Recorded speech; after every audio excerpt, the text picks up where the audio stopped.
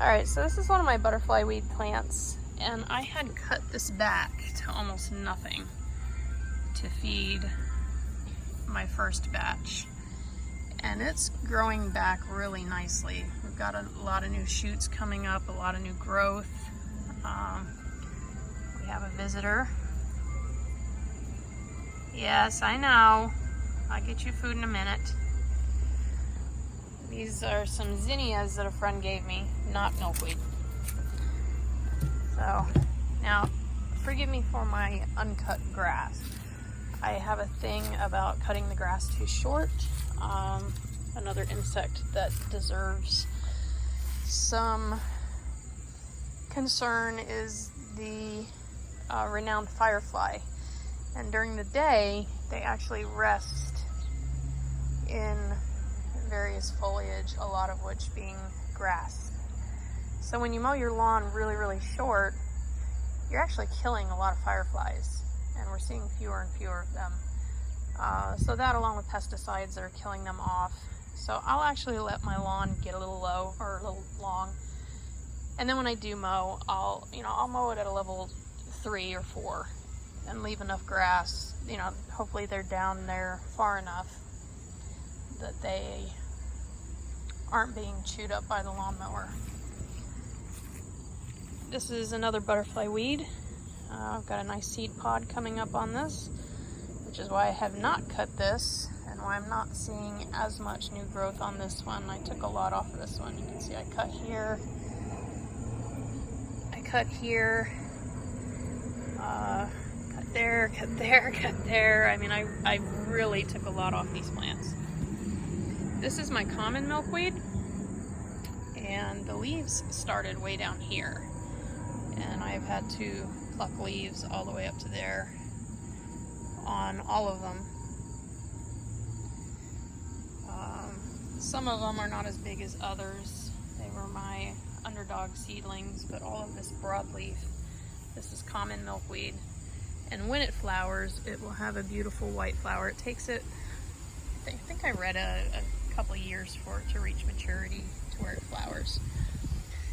This is my tropical milkweed, and I will be bringing this in for the winter.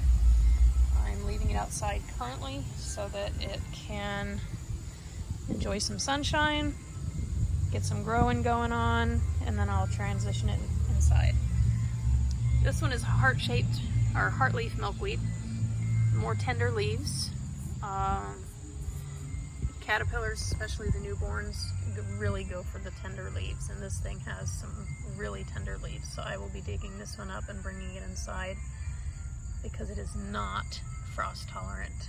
So it'll be coming in along with my 3 tropical milkweeds.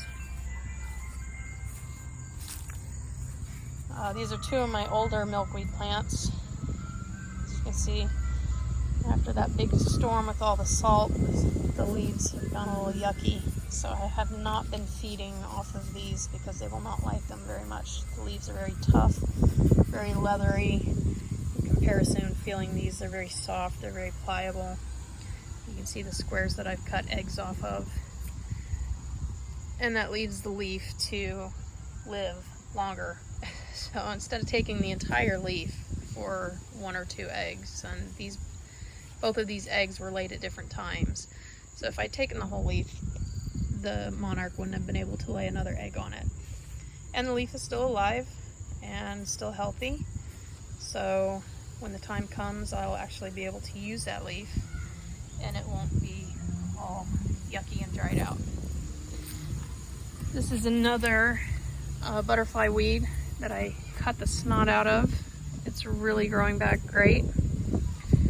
Beautiful orange flowers. The caterpillars love the flowers, but I am trying to get another seed pod off of this one so that I have more seed to start and share. Another butterfly weed in the ground. It's not doing too good. I did cut a lot off of this one, but it's not coming back as well, so I'm going to dig it up and I'm going to put it in a pot.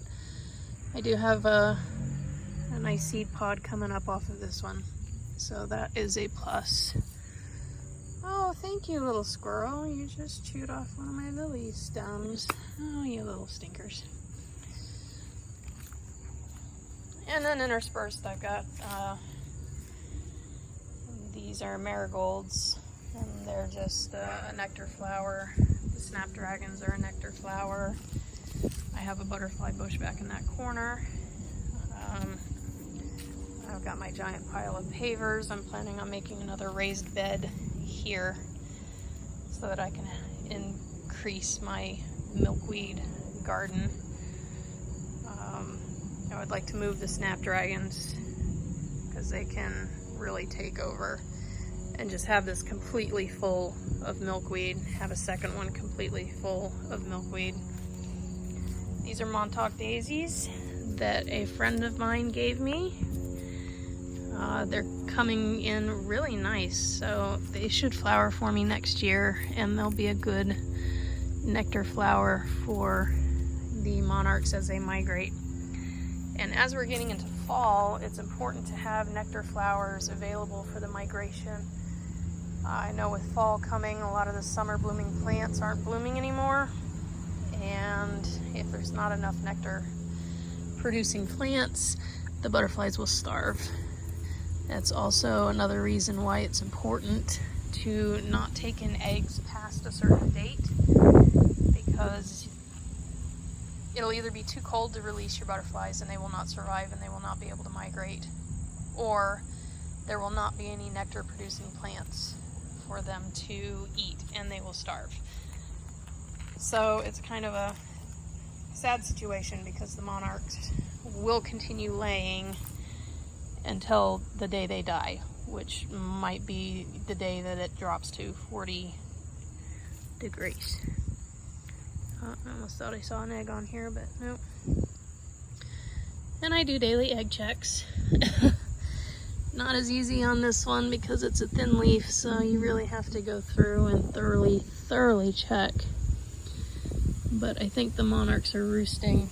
We had some thunderstorms. Looks like we're having some more thunderstorms tonight. So the plants I'm planning on bringing in, again, tropical heartleaf, tropical, and these two common milkweed.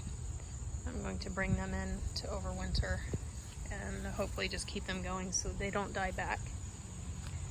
I've stripped enough leaves off them. I don't think I have to worry about OE, but I will be able to rinse them since there's so little left at the top. I'll be able to give them a bleach rinse before I bring them in and make sure that they don't have any OE contaminants on them.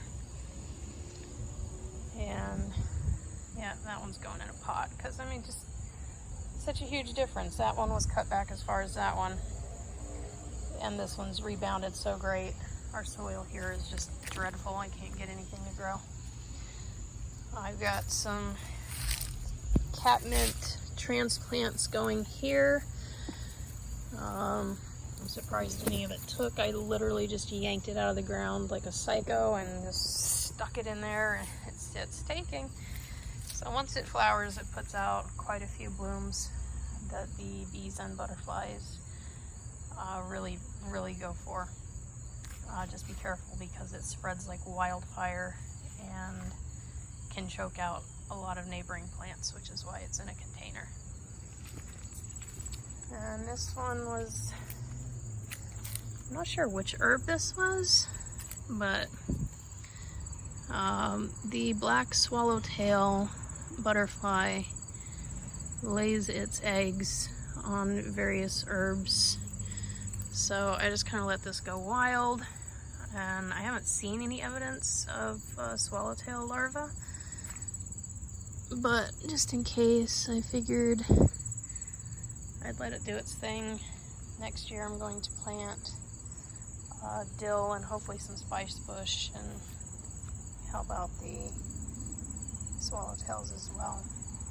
And that's basically my milkweed journey and my little lecture on mowing your grass too short. Again, not judging. You like a nice clean lawn, go for it. Have a blast. I'm not gonna judge you. Just don't judge me for letting mine go a little jungly. So So now I gotta go get the squirrel food and give them some food because my little visitor is waiting. He knows it's dinner time, so I better get him some food. So I'll see you guys later.